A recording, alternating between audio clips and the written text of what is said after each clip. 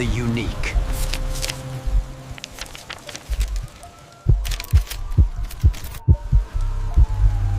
...2020 की 15 जुलाई की शाम थी।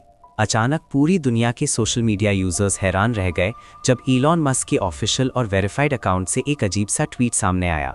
उसमें लिखा था, मुझे $1000 के बिटकॉइन भेजो और मैं तुम्हें $2000 लौटाऊंगा। ये ऑफर सिर्फ 30 मिनट तक वैलिड है। ट्वीट के नीचे एक बिटकॉइन वॉलेट नंबर भी दिया गया था। पहली नज़र में ये एक साधारण सा स्कैम लगता था, लेकिन चौंकाने वाली बात ये थी कि ये ट्वीट खुद इलॉन मस्क के अकाउंट से आया था।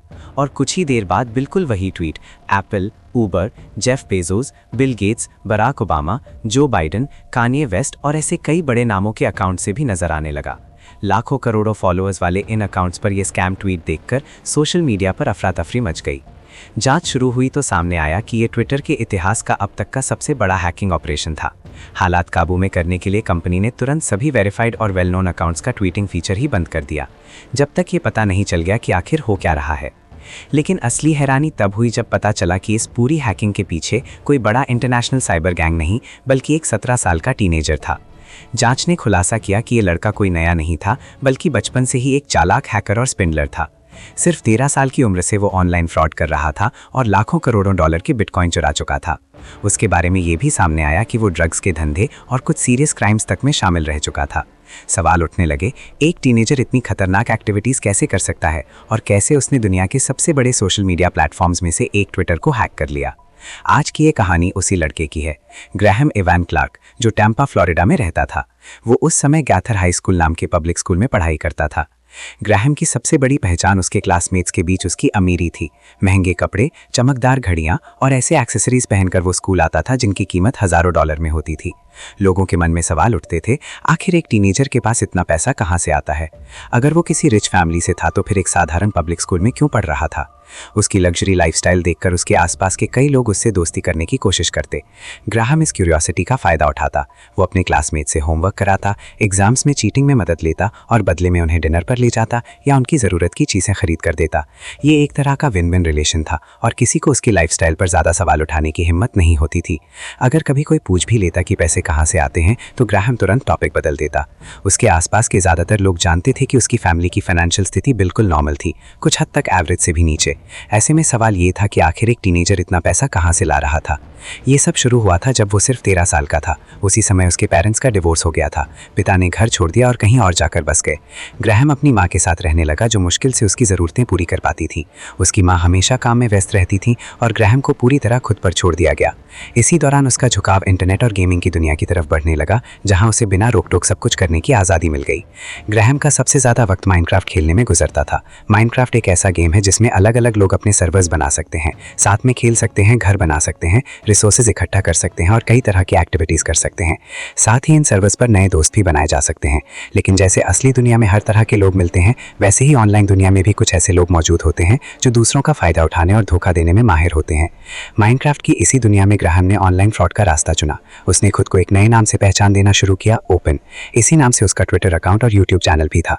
वहाँ उसने काफ़ी फॉलोअर्स बना लिए थे। लोग उसे पसंद करते थे क्योंकि वो अपने वीडियो में एक काइंड और इनोसेंट लड़के की इमेज पेश करता था, लेकिन असलियत कुछ और थी। अपनी स्वीट पर्सनालिटी का इस्तेमाल करके ग्राहम लोगों का भरोसा जीतता और फिर उन्हें धोखा देता। वो माइनक्राफ्ट के अंदर चीज़ें बेचने का नाटक करता, खरीदार से पैसे ले लेता और उसके बाद गायब हो जाता।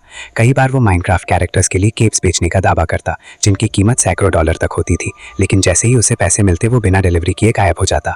अपने फॉलोअर्स के भरोसे का फ़ायदा उठाकर ग्राहम ने सिर्फ अपनी टीनेज उम्र में ही अच्छी खासी रकम कमा ली। और जब लोग उससे सवाल पूछते तो वो अक्सर घमंड भरे अंदाज में कहता, तुम लोग सोच भी नहीं सकते, मैं सिर्फ 12 साल का हूँ और तुमसे ज़्यादा पैसे कमा रहा हूँ। अगर यकीन नहीं है तो मैं अपना पेपाल दिखा सकता हूँ। पिछले 3 महीनों में सिर्फ माइनक्राफ्ट से ही मैंने हज़ारों डॉलर बनाए हैं। वो अपनी हरकतों पर इतना गर्व करता था कि धीरे धीरे उसकी बैड रेपुटेशन उसके फॉलोअर्स और गेमिंग कम्युनिटी के बीच फैलने लगी। कुछ यूट्यूबर्स ने उस पर वीडियोस बनाना शुरू कर दिया ताकि लोगों को उससे सावधान किया जा सके। उनमें से एक यूट्यूबर ने तो एक पूरी एक्सपोज वीडियो बना डाली जिसमें बताया गया कि ओपन यानी ग्राहम दरअसल एक स्कैमर है। उस वीडियो में उन लोगों की कहानियां भी शामिल थी जिन्हें उसने धोखा दिया था। इस वीडियो के सामने आने और कई दूसरे यूट्यूबर्स की वार्निंग्स के कारण ग्राहम को कई माइनक्राफ्ट सर्वर से बैन कर दिया गया। लेकिन ग्राहम चुप रहने वाला नहीं था। उसने उस यूट्यूबर से बदला लेने की ठानी। जल्द ही वो यूट्यूबर खुद हैकर का शिकार बन गया। उसकी ईमेल, यूट्यूब चैनल और बाकी सारे ऑनलाइन अकाउंट्स हैक कर लिए गए। आज तक साफ तौर पर यह पता नहीं चला कि ग्रेहम ने यह हैकिंग खुद की थी या किसी और हैकर को हायर किया था। लेकिन ज़्यादा चांसेस यही हैं कि उसने किसी हैकर को पैसे देकर ये काम कराया, क्योंकि उस समय तक ग्रेहम के पास खुद उतनी टेक्निकल हैकिंग स्किल्स नहीं थी। लेकिन हाँ, उसके पास स्कैम ऑपरेशन से आया हुआ पैसा ज़रूर था। इस तरह ग्रेहम ने उस यूबर से बदला लिया और उसके अकाउंट्स का इस्तेमाल करके उसके ही फॉलोअर्स को धोखा देना शुरू कर दिया। उसने उसकी आइडेंटिटी का इस्तेमाल कर सोशल मीडिया पर लोगों को स्कैम किया और उसकी रेपुटेशन पूरी तरह खराब कर दी। लेकिन ग्रेहम के स्कैम्स यहीं तक सीमित नहीं थे। उसने सिर्फ अपने फॉलोअर्स या माइनक्राफ्ट प्लेयर्स को ही नहीं, बल्कि डिज़ाइनर्स, वीडियो एडिटर्स और प्रोग्रामर्स तक को धोखा दिया। वो उन्हें काम पर रखता, उनसे प्रोजेक्ट्स कराता और जब काम पूरा हो जाता तो पैसे देने से साफ इनकार कर देता। कुल मिलाकर ग्रेहम ने अपनी टीनेज उम्र से ही एक स्कैमर की ज़िंदगी जीनी शुरू कर दी थी। लेकिन ये तो बस शुरुआत थी। वर्चुअल दुनिया में जो ट्रिक्स उसने सीखी थी, वे धीरे धीरे असली दुनिया तक फैलने लगी। अब वो और भी ज़्यादा एडवांस तरीके से फ्रॉड और स्कैम्स करना सीख रहा था। ग्रेहम की असली शुरुआत हैकिंग की दुनिया में एक फोरम और वेबसाइट से हुई, जिसका नाम था ओजी यूजर्स। इस नाम को याद रखिए, क्योंकि ये उसकी कहानी में बहुत अहम है। ओजी यूजर्स दरअसल एक तरह का मार्केट प्लेस था, जहां लोग अलग अलग वेबसाइट्स की यूज़र नेम खरीदते बेचते थे। मान लीजिए कोई इंसान ट्विटर पर कोई स्पेशल यूज़र नेम चाहता है, तो वो इस फोरम पर जाकर उसे खरीद सकता था। बाहरी तौर पर यह वेबसाइट खुद को लीगल बताती थी, लेकिन असलियत ये थी कि वहाँ बिकने वाले ज़्यादातर यूज़र नेम्स हैकर्स चुराए हुए अकाउंट से लाते थे, और इन रेयर यूज़र नेम्स की कीमत हज़ारों डॉलर तक पहुँच जाती थी। यहीं से ग्रेहम का असली रूप सामने आने लगा। अब वो सिर्फ स्कैमर नहीं रहा, बल्कि एक हैकर के तौर पर सामने आया। इस दौर में उसने अकाउंट्स हैक करने के लिए सबसे ज़्यादा जिस तरीके का इस्तेमाल किया, उसे कहते हैं सिम स्वाइप। सिम स्वाइप का मतलब आसान शब्दों में ये है कि हैकर अपने टारगेट के सिम कार्ड पर कंट्रोल हासिल कर लेता है। और जैसा कि आप जानते हैं, ज़्यादातर ऑनलाइन अकाउंट्स किसी न किसी फ़ोन नंबर से लिंक्ड होते हैं। अकाउंट से क्या रखने के लिए कंपनीज 2 स्टेप वेरिफिकेशन का इस्तेमाल करती हैं, यानी यूज़र को लॉगिन करने के लिए कन्फर्मेशन कोड SMS पर मिलता है। लेकिन अगर हैकर उस सिम कार्ड पर कंट्रोल पा ले, तो कोड भी उसी को मिलेगा और असली यूज़र अपने अकाउंट से बाहर हो जाएगा। शायद आपको लगे कि क्या ये इतना आसान है? क्या कोई हैकर बस टेलीकॉम कंपनी को कॉल करके कह दे और उन्हें किसी और का नंबर दे दिया जाए? असल में ऐसा नहीं है। ये प्रोसेस काफ़ी कॉम्प्लिकेटेड होता है। लेकिन आसान शब्दों में समझें तो जब हैकर किसी तरह टारगेट का सिम अपने नाम पर करा लेता है, तब वो उसके सारे अकाउंट्स तक पहुंच सकता है, चाहे वो ईमेल हो, बैंक अकाउंट हो या फिर बिटकॉइन वॉलेट। तो अब सवाल ये उठता है कि एक टीनेजर ने किसी और का सिम अपने कंट्रोल में कैसे ले लिया? इसका जवाब ये है कि हैकर कई तरीके अपनाते हैं। सबसे कॉमन तरीका होता है खुद को टेलीकॉम कंपनी का एम्प्लॉय बनाकर दूसरे असली एम्प्लॉय को धोखा देना। उदाहरण के तौर पर हैकर कंपनी की किसी और ब्रांच पर कॉल करता और खुद को उसी कंपनी का कर्मचारी बताता। वो सामने वाले को ये कहकर कंफ्यूज करता कि आपने ही मुझे एक टेक्निकल इशू का रिपोर्ट दिया था, और प्रूफ के तौर पर एक नकली रिपोर्ट नंबर भी बता देता, जिससे एम्प्लॉय को लगे कि सब जेन्युइन है। हकीकत में ये सब पूरी तरह झूठ होता था। एम्प्लॉय अक्सर जवाब देता कि उसने ऐसा कोई रिपोर्ट नहीं दिया। तब हैकर एक नया कदम उठाता। वो एम्प्लॉय को एक वेबसाइट का लिंक भेजता, जो देखने में बिल्कुल असली टेलीकॉम कंपनी की वेबसाइट जैसी लगती। फिर वो कर्मचारी से कहता कि अपने कंपनी अकाउंट से लॉगिन करो और उस रिपोर्ट को वेरीफाई करो। जैसे ही एम्प्लॉय अपना यूजर नेम और पासवर्ड उस फेक वेबसाइट पर डालता, उसके सामने एक पेज खुल जाता जिसमें लिखा होता प्रॉब्लम सॉल्व्ड। एम्प्लॉय को लगता कि सब कुछ सही है। वो हैकर का धन्यवाद करता और कॉल काट देता। लेकिन उस समय तक हैकर उसकी लॉगिन क्रेडेंशियल्स ले चुका होता और अब उसे सिस्टम तक सीधी पहुंच मिल जाती। अब हैकर टारगेट के नंबर को अपने सिम पर ट्रांसफर कर सकता था। टारगेट को अचानक एहसास होता कि उसका सिम काम नहीं कर रहा। अब वो अपने अकाउंट्स में लॉगिन नहीं कर पाता। पासवर्ड्स पहले ही बदले जा चुके होते और फ़ोन नंबर खो जाने की वजह से वो रीसेट भी नहीं कर सकता था। ये तो सिर्फ एक तरीका था। अगर ये काम नहीं करता तो हैकर्स किसी और एम्प्लॉय को ट्राई करते या किसी दूसरी ब्रांच को कॉल करते। इसे कहते हैं सोशल हैकिंग, यानी टेक्निकल लूपहोल्स ढूंढने के बजाय लोगों को धोखा देकर काम निकालना। शुरुआत में ग्रेहम इस ट्रिक का इस्तेमाल सिर्फ ट्विटर अकाउंट्स हैक करने के लिए करता था, ताकि स्पेशल यूजर नेम हासिल कर सके और उन्हें ओजी यूजर्स फोरम पर बेच सके। उसका फोकस सिर्फ ट्विटर अकाउंट्स तक सीमित था। लेकिन जल्द ही ग्रेहम को एहसास हुआ कि किसी का फ़ोन नंबर कंट्रोल कर लेने से उसके ईमेल तक और वहाँ से उसके बैंक अकाउंट तक पहुँच मिल सकती है। तो उसने जल्द ही ये भी समझ लिया कि बैंक से पैसे चुराना इतना आसान नहीं है। बैंकिंग सिस्टम में पैसे ट्रांसफर करना रिस्की और ट्रेसेबल होता है। लेकिन एक दूसरी दुनिया थी, क्रिप्टो करेंसी, जहाँ ट्रांजैक्शंस का कोई रिकॉर्ड आसानी से ट्रेस नहीं किया जा सकता। असल खजाना वही लोग थे जिनके पास बड़ी मात्रा में बिटकॉइन और दूसरी क्रिप्टो करेंसीज जमा थी। यहीं से ग्रेहम ने ऐसे लोगों को टारगेट करना शुरू किया, और सच ये है कि ग्रेहम अकेला नहीं था। उस समय और आज भी ऐसे कई अटैक्स होते हैं जिनमें हैकर्स किसी का फ़ोन नंबर हैक करके उसके बिटकॉइन वॉलेट तक पहुंच जाते हैं और सारा पैसा उड़ा ले जाते हैं। विक्टिम्स के पास कुछ करने का ऑप्शन नहीं होता, क्योंकि बिटकॉइन ट्रांजैक्शंस को ट्रैक करना लगभग नामुमकिन है। इसी वजह से उस दौर में करोड़ों डॉलर के ऐसे क्रिप्टो थेफ्ट सामने आने लगे, जो रकम ट्रेडिशनल बैंक रॉबर्स भी कभी नहीं ले पाते थे। ग्राहम ने अपनी इस जर्नी की असली शुरुआत तब की जब वो सिर्फ 15 साल का था। ओजी यूजर्स फोरम पर यूजर नेम्स बेचते बेचते उसने कई ऐसे हैकर से पहचान बनाई जो इस ट्रिक के एक्सपर्ट्स थे। उन्हीं से उसने सीखना शुरू किया। धीरे धीरे उन्होंने एक छोटी कम्युनिटी बना ली, जहां ज़्यादातर लोग अपनी वेल्थ का दिखावा करते थे। सोशल मीडिया पर लग्जरी कार्स, महंगी वॉचेस, ब्रांडेड कपड़े और हज़ारों डॉलर के शूज़ दिखाकर वे अपनी सक्सेस पर गर्व जताते थे। शुरुआत में ग्राहम इस काम से हज़ारों डॉलर कमाता था, फिर ये रकम बढ़कर लाखों में पहुंची और धीरे धीरे करोड़ों तक पहुंच गई।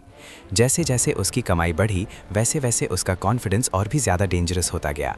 अब वो ट्विटर पर जाकर क्रिप्टो करेंसी प्लेटफॉर्म्स और उनके फॉलोअर्स को स्कैन करता। ऐसे लोग जो खुलकर अपनी बिटकॉइन वेल्थ का दिखावा करते थे, वही उसके लिए सबसे आसान टारगेट्स थे।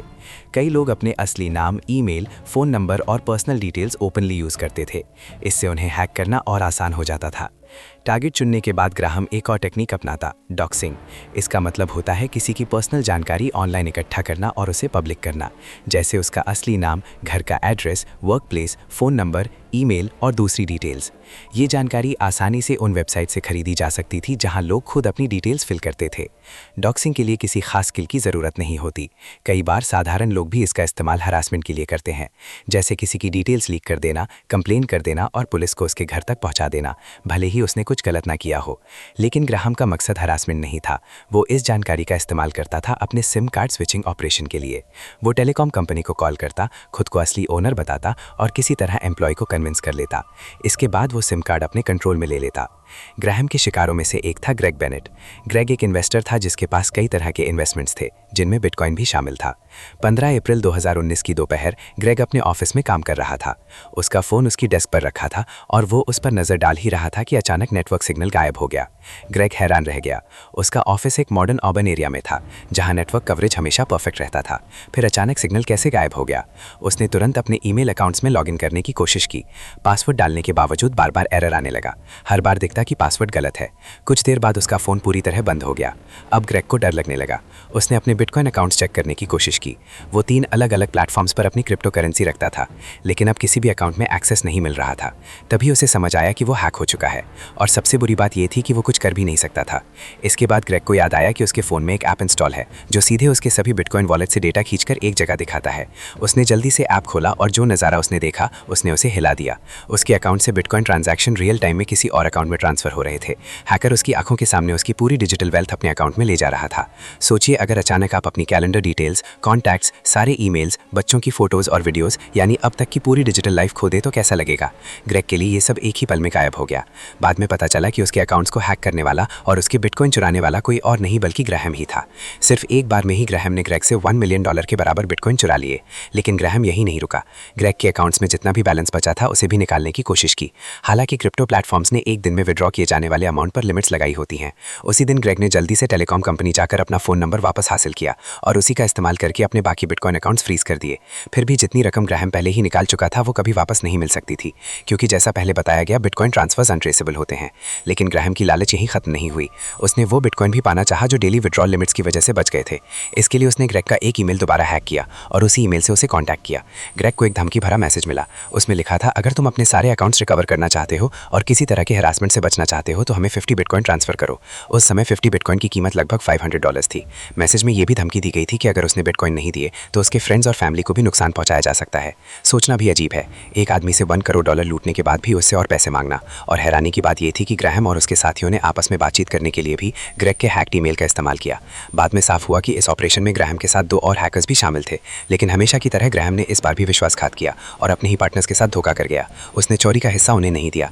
जब वे उसे कॉन्टैक्ट नहीं कर पाए तो मजबूरी में उन्होंने ग्रेग का ही हैक्ड ईमेल इस्तेमाल किया और ग्राहम को धमकी भेजी। एक ईमेल में लिखा था, या तो हमें हमारा हिस्सा दो, नहीं तो तुम जेल जाओगे। उन्होंने साफ कहा कि अगर पैसे नहीं मिले तो वो उसे एक्सपोज कर देंगे और पुलिस को रिपोर्ट कर देंगे। ग्राहम के लिए ये कुछ नया नहीं था। माइनक्राफ्ट के दिनों से ही वो दूसरों को धोखा देता आया था। फ़र्क बस इतना था कि अब वो उन्हीं लोगों को ठग रहा था जो खुद बैड वर्ल्ड से थे, और यही चीज़ उसे और भी बड़े खतरे में डाल रही थी। ये लोग अब उसके खिलाफ पर्सनल ग्रजेस रखते थे। ग्राहम के कुछ करीबियों ने बाद में गवाही दी कि इन हैकर्स ने उसकी फैमिली तक की पर्सनल इन्फॉर्मेशन निकाल ली थी। वे लगातार उसे हरास करते, उसके घर पर लोगों को भेजते ताकि उसे डराया जा सके या लूट किया जा सके। एक बार तो बात टॉर्चर और बेहद डार्क थ्रेट्स तक पहुंच गई। लेकिन ग्राहम के लिए ये सब काफ़ी नहीं था। फ्रॉड और हैकिंग की दुनिया में घुसने के बाद अब वो ड्रग्स की दुनिया में भी उतर चुका था। वो वीड और नारकोटिक पिल्स की डीलिंग करने लगा था और ख़ुद भी उन्हें इस्तेमाल करता था। इसी दौरान उसकी पहचान ऐसे लोगों से हुई जो ड्रग ट्रेड में खतरनाक थे। 2019 के अंत में ग्राम एक ऐसे इंसिडेंट में फंस गया जिसने उसकी ज़िंदगी को और भी मैसी बना दिया। ये एक शूटिंग थी जिसमें उसके दोस्तों में से एक की मौत हो गई। असल में ग्राम और उसके 2 हमउम्र दोस्त एक ड्रग डीलर के घर पहुंचे। उनके पास गन भी थी। असली वजह साफ नहीं हो पाई, लेकिन माना जाता है कि उनके बीच किसी पैसे या डेट को लेकर झगड़ा था। ग्राम कार में ही बैठा रहा और उसके दोनों दोस्त अंदर घुस गए, लेकिन ड्रग डीलर के पास भी हथियार था। जैसे ही उसने इंट्रूडर्स को देखा, उसने गोली चला दी।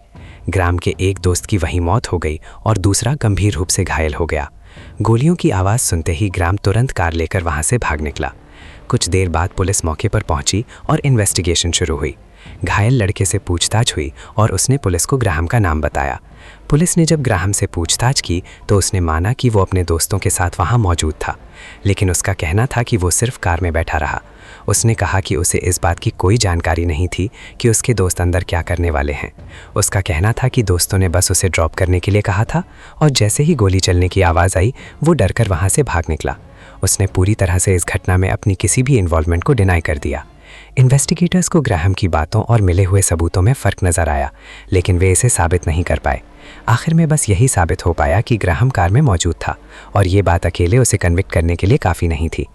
इस घटना के बाद ग्राहम की पढ़ाई भी खत्म हो गई।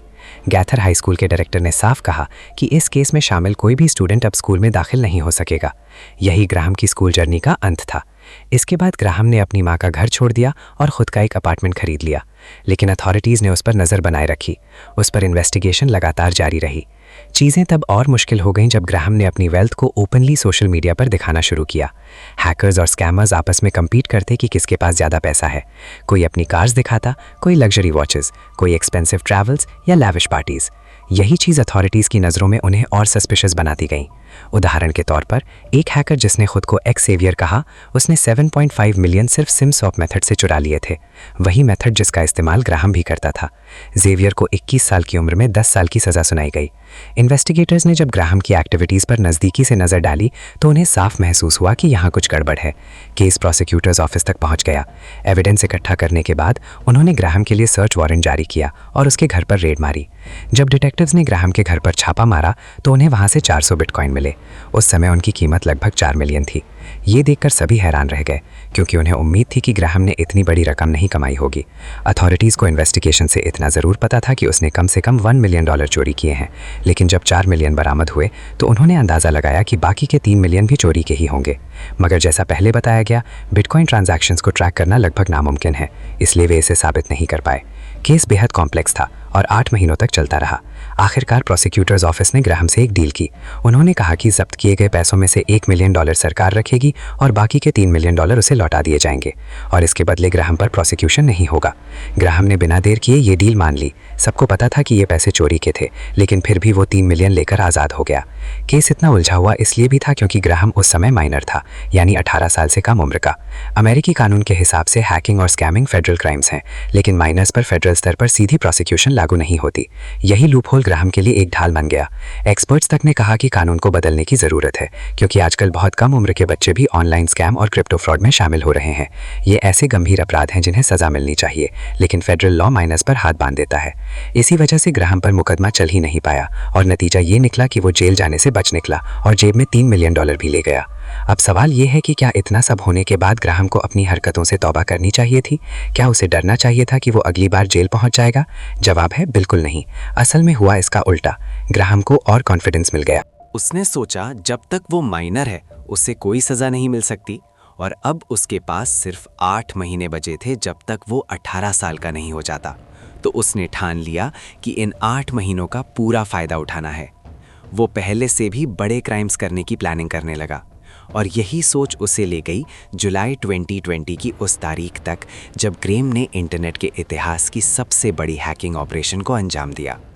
और इस बार उसका निशाना कोई साधारण वेबसाइट नहीं, बल्कि दुनिया का सबसे बड़ा सोशल मीडिया प्लेटफॉर्म था, ट्विटर। उस रात ब्रेकिंग न्यूज़ हर तरफ फैल गई। ट्विटर पर मैसिव सिक्योरिटी ब्रीच हुआ है, और ये ब्रीच सीधा हाई प्रोफाइल यूजर्स को टारगेट कर रहा था, जिनके लाखों करोड़ों फॉलोअर्स थे। अचानक एक एक करके ट्वीट सामने आने लगे। इन ट्वीट्स को देखकर हर कोई हैरान रह गया, सिर्फ कोई रैंडम अकाउंट्स नहीं, बल्कि ट्विटर के 130 सबसे बड़े अकाउंट्स हैक कर लिए गए। इनमें Elon Musk, Bill Gates, Jeff Bezos, Apple, Barack Obama, Joe Biden, Floyd Mayweather और कई और बड़े नाम शामिल थे। इन अकाउंट से एक ही तरह का मैसेज पोस्ट हुआ था। उसमें लिखा था कि अकाउंट का ओनर अपने फॉलोअर्स को पैसे लौटाना चाहता है। अगर कोई उसे बिटकॉइन भेजेगा तो वो उसकी डबल अमाउंट वापस करेगा। ऑफर सिर्फ 30 मिनट तक वैलिड रहेगा और ट्वीट के आखिर में एक बिटकॉइन वॉलेट एड्रेस दिया गया था। किसी भी नॉर्मल यूज़र को ये ट्वीट पढ़ते ही स्कैम लग सकता था, लेकिन समस्या ये थी कि ये ट्वीट्स दुनिया की सबसे मशहूर पर्सनैलिटीज़ और कंपनीज़ के वेरीफाइड अकाउंट से आए थे। यही वजह थी कि लाखों लोग एक पल के लिए कंफ्यूज हो गए। ये ट्वीट्स कुछ ही मिनटों तक लाइव रहे। ट्विटर एडमिनिस्ट्रेशन तुरंत हरकत में आया और हाई प्रोफाइल वेरीफाइड अकाउंट्स का ट्वीटिंग रोक दी, ताकि ये समझा जा सके कि असल में हो क्या रहा है। इसी बीच एक व्यक्ति सामने आया, हसीब अवान, जो खुद एक सिक्योरिटी टेक्निकल कंपनी चलाता था। उसकी कंपनी खास तौर पर लोगों को हैकर्स और सिम स्वैप जैसे अटैक से बचाने का काम करती थी। हसीब की कुछ हैकर से कम्युनिकेशन चल रही थी। अचानक उनमें से एक ने उसे मैसेज भेजा, ट्विटर आज मज़ेदार होगा। जब हसीब ने पूछा कि इसका क्या मतलब है, तो हैकर ने खुलासा किया कि एक हैकर कम्युनिटी अब किसी भी ट्विटर अकाउंट पर कंट्रोल कर सकती है। और ये हैकर कम्युनिटी कोई नई जगह नहीं थी, वो फोरम था जिसे हम पहले भी सुन चुके हैं, ओजी यूजर्स, वही वेबसाइट जहां सोशल मीडिया अकाउंट्स चोरी करके बेचे जाते थे। हसीब ने पूछा कि उसे ये जानकारी कहां से मिली। तब हैकर ने उसे फोरम पर पोस्ट किया गया एक ऐड भेजा। उसमें लिखा था, किसी भी ट्विटर अकाउंट को सिर्फ 2 से 3 हज़ार डॉलर में खरीद सकते हो, साथ में पासवर्ड भी मिलेगा। ये पोस्ट फोरम पर चिवॉन नाम के यूज़र ने किया था। हसीब ने इस बात की पुष्टि के लिए उसका स्क्रीनशॉट ट्वीट किया, ताकि लोग समझे कि हैकिंग का सोर्स यहीं से है। लेकिन सिर्फ 10 मिनट बाद ही उसे एक प्राइवेट मैसेज मिला, कृपया अपना ट्वीट हटा दो, मैं नहीं चाहता कि लोग मुझे इस क्राइम का हिस्सा समझे। जब हसीब ने पूछा कि वो कौन है, तो जवाब मिला, मैं चिवॉन हूँ, वही जिसने अकाउंट सेल पर डाले थे। उसने सफाई दी कि उसका हैकिंग ऑपरेशन से कोई लेना देना नहीं है, वो बस एक इंटरमीडियरी है, वो इसमें फंसना नहीं चाहता था। तब हसीब ने उसे एक जर्नलिस्ट का फ़ोन नंबर दिया और कहा, अगर तुम अपना नाम साफ करना चाहते हो तो सच्चाई उसी जर्नलिस्ट को बताओ, नहीं तो देर सवेर तुम्हें गिरफ्तार कर ही लिया जाएगा। मजबूरी में चिवॉन ने जर्नलिस्ट से कांटेक्ट किया और पूरी कहानी बता दी। उसने तो अपनी असली आइडेंटिटी तक रिवील कर दी। उसने कहा कि उसका नाम मेसन है, वो सिर्फ 19 साल का है और इंग्लैंड में रहता है। जर्नलिस्ट से बात करते वक्त मेसन बेहद परेशान और स्ट्रेस था। उसने बार बार कहा कि उसका इन हैक से कोई लेना देना नहीं है, वो सिर्फ अकाउंट्स बेचता था। जर्नलिस्ट ने उससे पूछा कि उसे ये अकाउंट्स कहाँ से मिले। तब मेसन ने बताया कि एक शख्स जिसका नाम कर्क है, उसने उससे डिस्कॉर्ड पर कांटेक्ट किया था। जब मेसन ने जर्नलिस्ट को बताया कि हैक्ड अकाउंट्स देने वाला आदमी खुद को कर्क कहता है, तो जर्नलिस्ट हैरान रह गया। उसने पूछा, क्या तुम कहना चाहते हो कि वो ट्विटर का एम्प्लॉई है? मेसन ने साफ किया कि उसने सीधे सीधे कभी कर्क से ये सवाल नहीं किया, लेकिन उसका मानना था कि अगर कोई इंसान इतने बड़े बड़े अकाउंट्स तक पहुंच सकता है तो वो ट्विटर कर्मचारी ही होगा, वरना एक साथ इतने अकाउंट्स को हैक करना लगभग नामुमकिन है। मेसन ने बताया कि कर्क ने खुद उससे कांटेक्ट किया था और कहा कि अगर वो चाहे तो उसके लिए कुछ अकाउंट्स बेचने में मदद कर सकता है। शुरू में मेसन को यकीन नहीं हुआ कि ये आदमी किसी भी ट्विटर अकाउंट तक पहुंच सकता है, लेकिन कर्क ने उसे अश्योर करने के लिए कहा, तुम मुझे बस कोई भी यूज़र नेम बताओ और मैं तुम्हें उसका अकाउंट अभी दे दूंगा। मेसन ने एंग्शियस होकर एक रेयर यूज़र नेम मांगा और कुछ ही सेकंड्स में कर्क ने उसे उस अकाउंट का एक्सेस और पासवर्ड भेज दिया।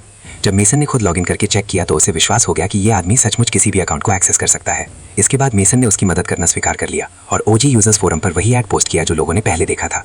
शायद उस समय मेसन को अंदाजा नहीं था कि वो किस बड़े खेल में फंस रहा है, लेकिन जब उसने ट्विटर के सबसे बड़े अकाउंट से वो स्कैम ट्वीट्स खुद देखे तो उसे समझ आया कि मामला उसकी सोच से कहीं बड़ा है। अब सवाल ये था, असली कर्क कौन था और उसने इतनी बड़ी हैकिंग ऑपरेशन को कैसे अंजाम दिया? इस पजल का जवाब जल्दी सामने आने वाला था। दरअसल ग्राहम अथॉरिटीज से डील करके बाहर आने के बाद जब उसके पास $3 मिलियन थे तो उसने फिर से प्लानिंग शुरू कर दी। इस बार उसके साथ एक और लड़का था जो ग्राहम से 2 साल छोटा था। ये लड़का हैकिंग में ग्राहम से कहीं ज़्यादा स्किल था। उसकी आइडेंटिटी और नाम कभी ऑफिशियली सामने नहीं आए क्योंकि वो आज भी माइनर था, लेकिन यही लड़का ग्राहम का पार्टनर बना और दोनों ने मिलकर ट्विटर हैकिंग ऑपरेशन को अंजाम दिया। ये साल था 2020। पूरी दुनिया उस समय महामारी से जूझ रही थी। प्रिकॉशन के तौर पर ज़्यादातर बड़ी कंपनियों ने रिमोट वर्क सिस्टम अपना लिया था। ट्विटर भी उन्हीं में से एक था। सभी एम्प्लॉयज़ अब घर से काम कर रहे थे और अपने पर्सनल डिवाइसेस से कंपनी सिस्टम में लॉगिन कर रहे थे। यही मौका ग्राहम और उसके दोस्त ने बनाया। उन्होंने ट्विटर एम्प्लॉयज़ के बारे में जानकारी इकट्ठी करना शुरू किया। उनके अकाउंट्स ट्रैक किए, फ़ोन नंबर्स जुटाए और हर एम्प्लॉय की एक लिस्ट तैयार की। इसके बाद वे एम्प्लॉयज़ को कॉल करते और ख़ुद को ट्विटर का टेक्निकल स्टाफ बताकर कन्विंस करते कि उनके अकाउंट में कोई समस्या है जिसे तुरंत ठीक करना होगा। फ़ोन पर उनकी कॉन्फिडेंस और टोन इतनी रियल लगती कि एम्प्लॉयज़ धोखा खा जाते। अंत में ग्राहम और उसके दोस्त उन्हें एक फेक लॉगिन पेज पर ले जाते। ये पेज बिल्कुल ट्विटर की असली वेबसाइट जैसा दिखता था। कर्मचारी अपना यूज़र नेम और पासवर्ड उस पेज पर डाल देते और उन्हें लगता कि उन्होंने कंपनी की असली साइट पर लॉगिन किया है, जबकि असल में वे अपनी जानकारी सीधे हैकर्स को सौंप चुके होते। ग्राहम और उसके दोस्त उन लॉगिन क्रेडेंशियल्स का इस्तेमाल करके एम्प्लॉयज़ के अकाउंट्स में घुसते और चेक करते कि उनके पास कितने पावर्स हैं। हर ट्विटर एम्प्लॉय के पास एक जैसा एक्सेस नहीं होता। हाई लेवल एम्प्लॉयज़ के पास ऐसे पावर्स होते थे जिनसे वे किसी भी अकाउंट की ईमेल या पासवर्ड बदल सकते थे। दोनों लड़के एक एक करके कई अकाउंट्स हैक करते गए।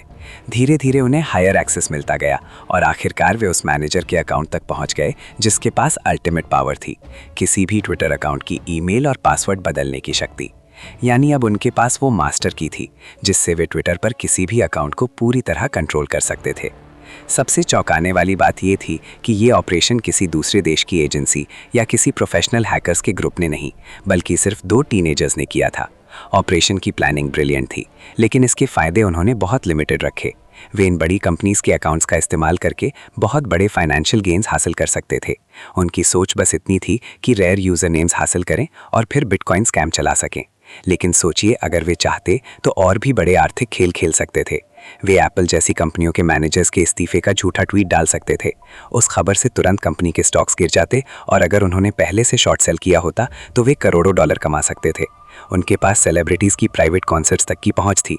वे चाहें तो उनके सीक्रेट्स एक्सपोज कर सकते थे, उन्हें बेच सकते थे या ब्लैकमेल ही कर सकते थे।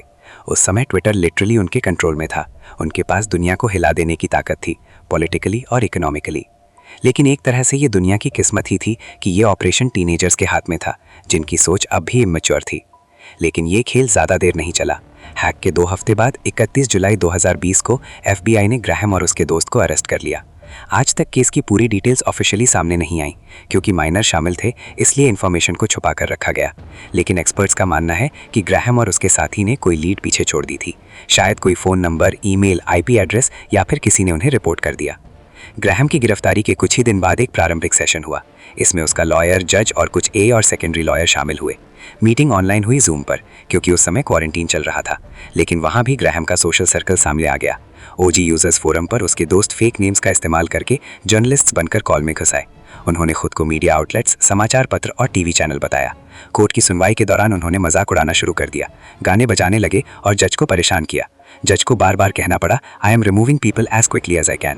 ये साफ दिखाता है कि ग्राहम किन लोगों के बीच रह रहा था, ऐसे केयरलेस टीनेजर्स जो जिंदगी को एक मजाक समझते थे। अब ग्राहम का ट्रायल सख्त होने वाला था। प्रोसिक्यूशन का इरादा साफ था कि उसे एक अडल्ट की तरह ट्रायल किया जाएगा, क्योंकि उसकी उम्र 18 साल होने में कुछ ही महीने बाकी थे। कोर्ट में उस पर 30 अलग अलग फेलनीज दर्ज की गईं। अगर वो गिल्टी साबित होता तो उसे कुल मिलाकर 210 साल तक की सजा हो सकती थी। शुरुआत में ग्राहम ने खुद को निर्दोष बताया और चार्जेस को डिनाई कर दिया, लेकिन 7 महीने तक हियरिंग्स चलने के बाद उसने एक डील मान ली, जिसे प्ली डील कहा जाता है। इस डील की मेन कंडीशन थी कि ग्राहम खुद को गिल्टी मानेगा और इसके बदले उसे माइनर के तौर पर सजा दी जाएगी, भले ही शुरुआत में उसे अडल्ट की तरह ट्रायल करने की बात हुई थी। फ्लोरिडा में एक प्रोग्राम है यूथ ऑफेंडर्स प्रोग्राम। इस प्रोग्राम में जज किसी भी माइनर को अधिकतम 6 साल की सजा ही दे सकता है। ग्राहम को भी 6 साल की सजा सुनाई गई। सबसे अहम बात यह थी कि उसे माइनर्स के लिए बने प्रिजन में ही रखा गया। इस तरह ग्राहम एक बहुत बड़ी सजा से बच निकला। अगर वो उस समय अडल्ट होता तो उसकी सजा कहीं ज़्यादा भारी होती। लेकिन कहानी यहीं खत्म नहीं होती। प्रिजन से बाहर आने के बाद ग्राहम अपने अपार्टमेंट लौटा। उसके पास अब भी 300 बिटकॉइन मौजूद थे, जिन्हें पुलिस ने जब्त नहीं किया था। जेल जाते समय इनकी कीमत लगभग 3 मिलियन थी, लेकिन जब वो बाहर आया तब तक वही बिटकॉइन की कीमत बढ़कर 9 मिलियन हो चुकी थी। और इस तरह हमारी कहानी अपने अंत पर पहुंचती है। आपको ये कहानी कैसी लगी? कमेंट सेक्शन में लिखकर जरूर बताएं। ये तो सिर्फ शुरुआत है, असली कहानियां अभी बाकी हैं। ऐसे ही अनोखे किस्से चाहते हो तो द यूनिक को सब्सक्राइब करना मत भूलना। मिलते हैं नेक्स्ट वीडियो में।